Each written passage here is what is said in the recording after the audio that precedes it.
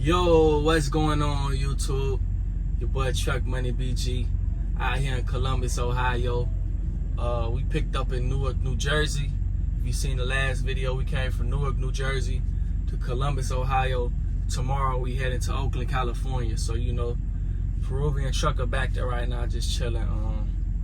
Right now we just came to Love's, got us a good couple showers in, and you know, we just chilling right now till we go pick up our load, go to Oakland, California tomorrow. But I'm making this video right now on PSD experience, PSD recap, my PSD story, all off the top of my brain, you know what I'm saying? So I just felt like I didn't get to drop a PSD video or a TNT video, and I see a lot of people out there, they started their YouTube from PSD to TNT to upgrading and all that. So I just want to give y'all my PSD experience and tell y'all how it was for me coming to Prime, since I did get my CDLs through Prime.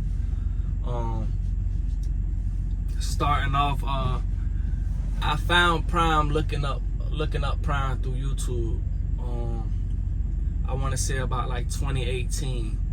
I found Prime looking up through YouTube. But after looking up through YouTube, I found out I had a friend, somebody that I know through mutual people, that was already out here at Prime, and he was doing his thing, you know what I'm saying, on the lease side. He actually bought his own truck, and he came out here, he's like 21, so he a young owner operator now and stuff like that.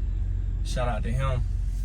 But other than that, YouTube, man, heavy on the YouTube. I was heavy on looking up YouTube, and something was just telling me like, hey, Prime is the way to go. You know, I was tired of working where I was working at, the micromanaging there, and I was just tired of that type of stuff. So I'm looking on YouTube, listening to YouTube all the time in my headphones of Prime people just talking. You know, all the YouTube people, No Hippie Trucking, when No Hippie was No Hippie Wannabe, Trucker Brown, and LoShawn Parks, when they was talking about Prime Meat, Trucking with Dom, Busy Blake, Grandma J. If you got a Prime YouTube, I probably don't watch your YouTube videos, and I'll probably subscribe to you if you got a Prime in YouTube, just because, you know, everybody has different experiences out here at Prime, and I love to hear about them. You know what I'm saying? You can always learn something for the next person, and just knowing that YouTube was really a big reason in me even coming to Prime and giving me that motivation to get my CDLs. That's why I made a YouTube. So I just want to make this PSD video right now, you know what I'm saying, just to keep the content going and keeping my YouTube going. So just because I know, you know what I'm saying, how this CDL thing really changed my life, you know what I'm saying. So after YouTube, searching up Prime, knowing that I wanted to come to Prime, I found out, you know, it's always humps along the road. I found out when I was ready to go to Prime that Prime wasn't hiring in Florida. So I'm like, man, you know what I'm saying? People telling me find a different company. I'm just like, nah, I don't feel like, you know, I don't feel like any other company is for me. Like, looking at all the Prime videos and stuff like that, I just knew I wanted to come to Prime. So I was like, I'll wait it out. So I probably waited about like 2 years fully, like, because it was like it came back and then it went on hiring freeze in Florida again, I guess, something like that. So I came in October 2020. So me coming out when it was time to come, I did my application, got in touch with my recruiter. My recruiter was a good recruiter. If he couldn't get back to me right away, I would leave a message or an email. He'll get back to me. Basically, you do your application, your background screening, and your urine test, which is a drug test. They do urine at Prime. They do all that, then they get ready for you to come. You don't really have to. I think you pay like $100. I think I paid $100 for like an application fee or something like that. I don't remember. It was something like that. I don't know if that ended up coming back to me or what. I don't know. It was something like that. Anyways. So they end up trying to find out when you're ready to come. My recruiter was ready for me to come like whenever. Like they have classes for orientation like every week. So I ended up coming like after 2 weeks of my application and stuff like that. I put my 2 weeks in with my job and stuff like that. And I ended up coming right out to Prime. And you know, I just became a father at that time too. Like my daughter was 6 months when I came to Prime, so you know I was leaving that too during the COVID year. So yeah, I was a young father coming out to Prime, didn't know what to expect, you know, but what I was seeing on YouTube, you know. So came out here. I got there on like a Sunday. I drove, you know. Prime reimbursed me on the fuel for driving out there, and I drive out there. I was probably like the first person.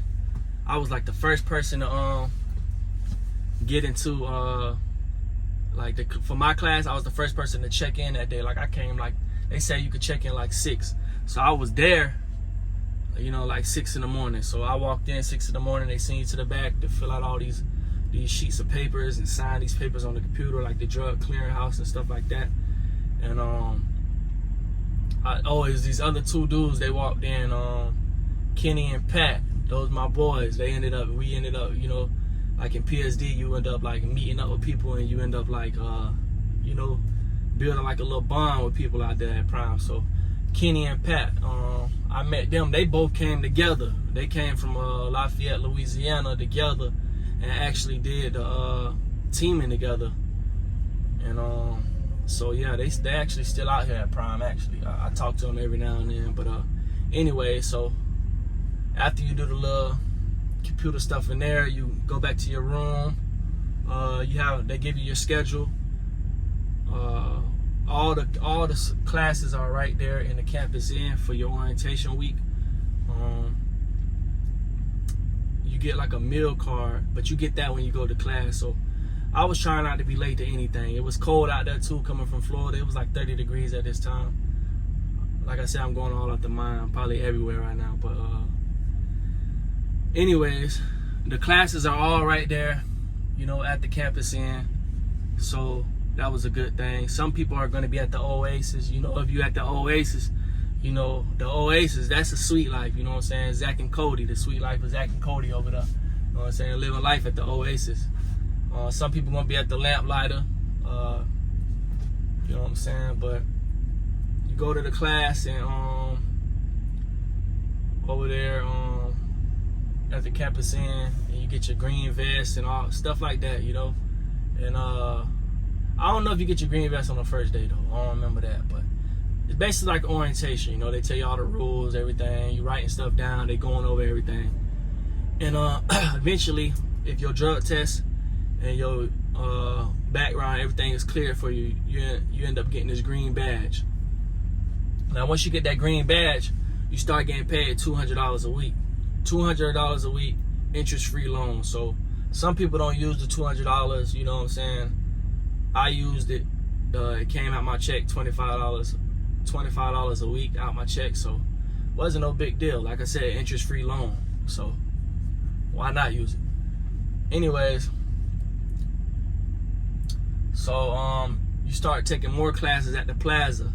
Now, when you're taking the classes at the Plaza, which is over there by the Millennium, it's all in that area. So you have to take the shuttle bus to get there. So you want to make sure you get up for the shuttle bus to be able to even get on the shuttle bus, so you're not late over there to the class. You know what I'm saying? Like they said, they basically interviewing y'all. So they basically want to see if you're going to be late or anything like that. So, you know, get over there, get you some breakfast.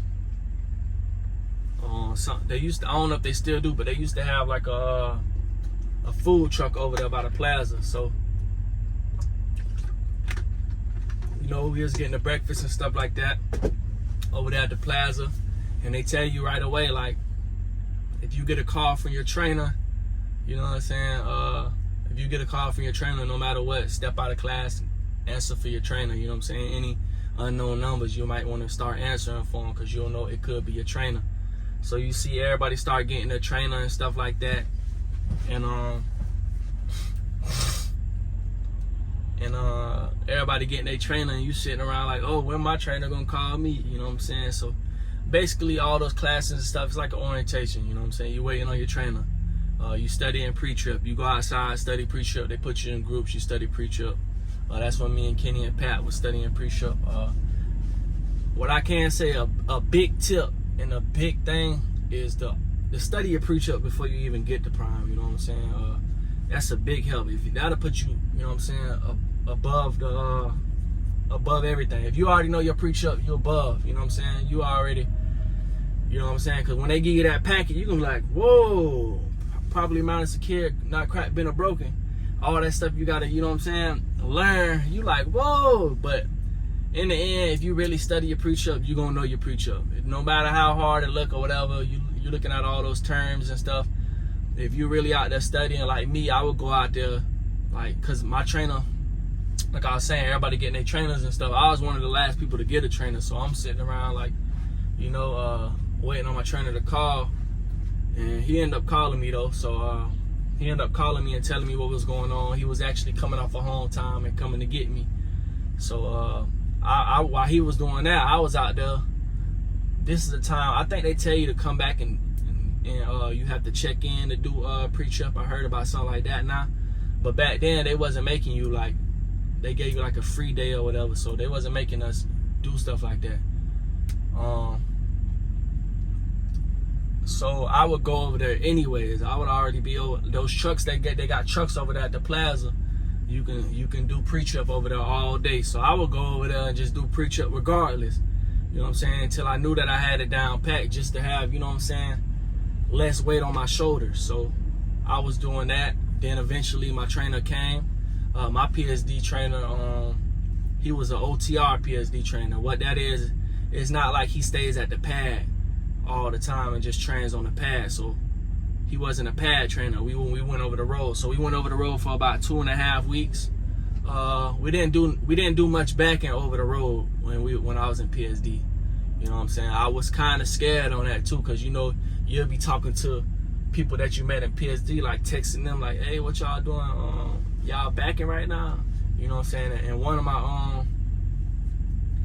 my boy Pat, his trainer was Twisted Big D. And if y'all know Twisted Big D, he's a pad trainer out there, PSD. So Pat already backing, you know what I'm saying? I'm like, man, you backing already, you know what I'm saying? He backing, he like, yeah, man, I got it down packed. So in my head, I'm like, bruh, what? But in the end, that's when you got to realize, like, everybody has their own journey, you know what I'm saying? So everybody has their own journey in this thing, you know what I'm saying? So don't really get into the comparison thing, you know what I'm saying? Because some people gonna fail, some people gonna do this and that. But anyways, spent like 2.5 weeks out there. Was driving, had to learn how to drive, keep it in the lane without all that stuff there. Was getting out with my trainer. I was already like, I was in the TNT mode already. Like I'm going in the shippers with them. You know what I'm saying? Learning how to do the reefer already and stuff like that. I was already in that mode. So we ended up coming back to Prime. Like I said, 2.5 weeks, coming back to the pad. That's where we started our pad training. You know what I'm saying? Whoa, when I first got out there, the first thing we did was straight line back. Man, I'm like, man, I cannot do this. I can't do this. You know what I'm saying? My trainer, he was like one of them trainers, like, my trainer, me and him, I could say, he was the right trainer for me, you know what I'm saying? Like, yeah, he was kind of like hard on me, but I feel like he was hard on me because he wanted me to be successful out here, you know what I'm saying? So, he taught me everything I needed to know when it came down to training. So, shout out to him too. But yeah, he ain't like when I was saying, like, man, I can't do it. Even straight line back, I'm like, how do you keep this thing straight? I'm turning too much, turning to the right, giving it too much left. I just couldn't see how you keep it straight line back. So, and you know what I'm saying? I'm just like, man, you seen everybody else out there back. I'm looking around, but not even knowing they messing up over here on this pad, on this, you know what I'm saying? Different pads. And I'm just thinking like, man, how I'm gonna do this? So anyways, end up keep going, keep trying, we keep going. So I get straight line back down, boom. Move on to the next parts of backing and stuff like that. We keep training back. You know, you got your offset, your parallels, your alley dock. You know, I was having trouble with alley dock. Everything else, like over time, me and my trainer, we spent a lot of time to make sure that I got it. Cause like I said, we spent 2.5 weeks out. Then we did like 3-4 days on the pad. But we would go out there like during the day. Then we'll come back at night just to make sure if I had a hard time with stuff, like we'll go back out there again and just spend a couple hours out there on the pad, just, you know, trying to get it down pat. So alley dock, I had it it was crazy because I had it one day, and then my trainer told me, he was like, we took like a couple days off, he's like, you got it down pat, man, you know what I'm saying? We both felt like I had it down pat. And long story short, came back out there, I could not alley dock for nothing. You know what I'm saying? Like, man, I lost it. So, you know, ended up having to practice again, get it down pack. I could say that watching the tires instead of like I was watching the trailer. So I started watching the tires and tracing the tires, and that helped me a little bit. So, but anyways, test day comes. We get out there early. I was like the first person to test. I'm talking about I was the first person to test that day. So, you know, you got all that testing. You know, you feeling nervous. You're like, oh, it's test day, man. I'm gonna get these CDL. What's about to happen? Am I gonna trifecta? You know, my boy Pat already trifecta, so you're already hearing about people trifecting who was in your class and stuff like that. So you like, man, I got a trifecta. All the pressure on you. Pre-trip, I knocked pre-trip out. No points against me. Did the whole pre-trip. I think I got like, matter of fact, I didn't get the whole truck. I got like engine and driver door or something like that. I think that's what it was. Got all that. So with engine and driver door, then you have like the three main ones that you have to do regardless. You know what I'm saying? Something like that. So did pre-trip, no points against me. Got the backing, which I was scared. You know what I'm saying? I'm like, man, you know what I'm saying? So I get the backing, no points against me. Do backing, no. I got the parallel. I got straight line, offset, and parallel. No points against me. Boom. So I'm like, man, it's a breeze now. You know what I'm saying? I know I can drive. I was OTR. I know I could drive. I probably could drive better than everybody out here in my class, because I was already out there driving. Like, my trainer was letting me do most of the driving. Man, I kid you not. As soon as I pull out of the pad, I get to the light right there. And the instructor, they telling me this one of the test dude with the red shirts and stuff like that. They telling me this one of the strict dudes. Like he's all by the book. Like he's really strict. Like any little thing, you know what I'm saying? So I'm nervous about that too, just having him in the truck with me. But you know, he calmed you down at first and like, okay, talk to you a little bit. So we pull off. We get to the light. I'm seeing this car, like it came out of nowhere. It came out the bank right there. I remember this like yesterday. It came out the bank. And he pulling out like he late to work or something. He mad or something. So he pulls out. And he pulls out like he was in a car, but he pulled out like he was in a truck, because he came out and went all the way to the far lane and act like he was gonna turn right. But at the last second, I guess he decided to go straight. So in my head, I'm hearing my trainer's voice like, don't impede traffic, so don't, you know what I'm saying, stop. So I already start pulling out because I see he's turning right. You know, he's in the right lane. But at the last second, the instructor over here, like I could see him in my peripheral, like he's on his clipboard. You know, he's gonna be right now. He's not catching that this dude just pulled out the bank and ended, like he went from the right lane straight into the left lane, you know what I'm saying, and decided to go straight. Like he did it like all like, you know what I'm saying, quick. Like he was like vroom vroom, you know what I'm saying. And soon as he look up, all he see is me about to turn, which I wasn't really about to turn, you know what I'm saying. To be honest, I wasn't gonna turn. Like I seen this dude at this point, but I was in the middle of the road and I had my left blinker on. I wasn't about to turn, but from when he looked up from his clipboard, he's seeing this dude now who was in the right lane coming straight. And if I would have turned, I would have been into him, which I seen that. But him seeing that, he had to say something like right away. He was like, oh, don't turn. Like, because it shocked him, like seeing that. Like he thought I was about to turn with that dude. I was like, nah, I wasn't about to turn. Like I seen that. But so after he said something, which is an automatic disqualification, because I guess from him stepping in, from him saying something, like if he didn't ever say nothing, I would never fail. Like I was gonna hold it right. I wasn't going. Like I'm telling you, I was right there. Like I seen it. But from him saying something, from him having to step in, it was an automatic fail. But in my head, I didn't know that because he still made me do the whole test. Because I'm thinking you supposed to switch sheets, because they say you're supposed to like pull over, do emergency pullover and switch sheets with the instructor if you do an automatic fail.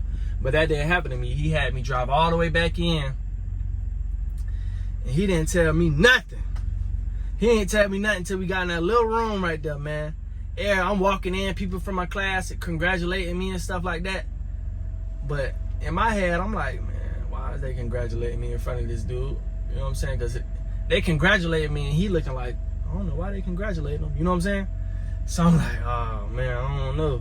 So you know what I'm saying? I walk in there, and my trainer walk in with me. And he basically laid the news to me that little thing right there failed me. So I did not trifecta. So I failed the road test, the easiest part. You know what I'm saying? It is what it is. I was a little discouraged, but at the same time, it's like I knew what it was, and a lot of the trainers out there who I told them the story, like I told them what happened. That's exactly what happened. Like, no reason to lie, anything. I didn't even argue with the dude at all. Like, I didn't say nothing about it. Cause like, even like the way he was explaining to me, I knew he knew. You know what I'm saying? He knew it was that car for real. Like, I just got dealt a bad hand basically, and he had to do what he had to do. It's his job. So you can't test until 2 days later. So, you know, 2 days later, I ain't have to do nothing but the road test. Got a different instructor this time, and I drove very, very well. You know, I was, like I said, I was very confident in my driving skills, like at that point, because I was already driving so much out there on the road. And the instructor even told me, he was like, man, you got this, you driving good, man, like you've been driving this. I was like, okay, cool. So past that, then you get your purple card. Once you get your purple card, now they start paying you $900 a week. And with me, I wasn't getting paid $900 a week back then, but what I was gonna say, with me, my PSD trainer was my TNT trainer. So my PSD trainer took me from PSD to TNT. So, you know what I'm saying? That's really how my PSD experience went right there. And I just wanted to break that down with y'all. If you stayed and watched the whole video, that's what's up, man. Like I was saying, man, CDLs really changed my life. Get out here and get your CDLs. Tap in with me. You got any questions, like, comment, subscribe, all that. I'm getting back at with you.